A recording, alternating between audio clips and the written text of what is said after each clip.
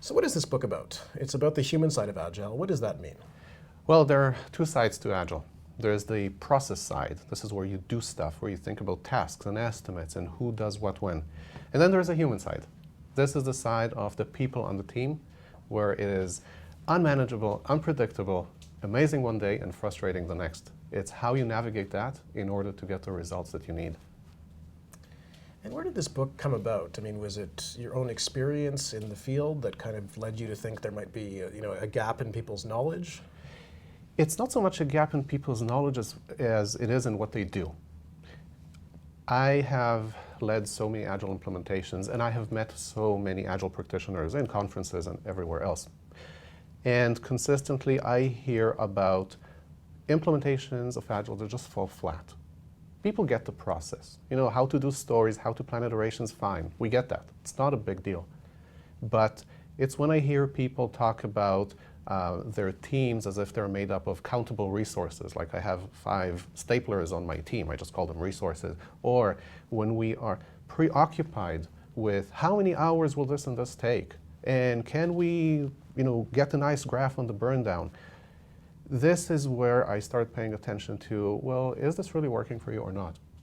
So the genesis of that came from Agile teams that didn't really seem to do anything new. They weren't bought in, they weren't committed, the dedication wasn't there. Everything about their experience was, well, it's just a different process. We still work in our cubicles, we still do the overtime, doesn't matter.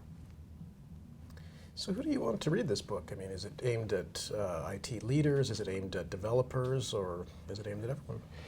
It is primarily for the people who are in leadership positions for their teams. Scrum Masters, project managers, functional managers, and anybody in a team who is simply acting as a leader. You know, the guy in the meeting who will say, you know what, we haven't quite dealt with this, let me show you what I have in mind. That person is being a leader. So everyone on the teams can also read the book and benefit greatly from it. They will know what sort of leadership they deserve, what leadership they should have in their team. Whether it is homegrown or it comes from the outside, this is what they need there. So there is quite a bit of emphasis on the Agile team leader in the book. Yes.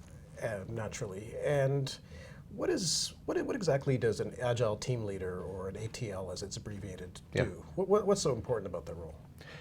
This role has a singular purpose, and it is to help the team deliver. That's why the book has that as the subtitle.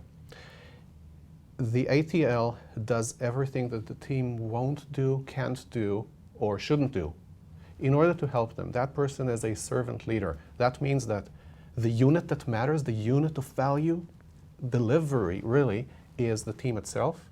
The ATL is there to help them do their work. The ATL helps the team become the best.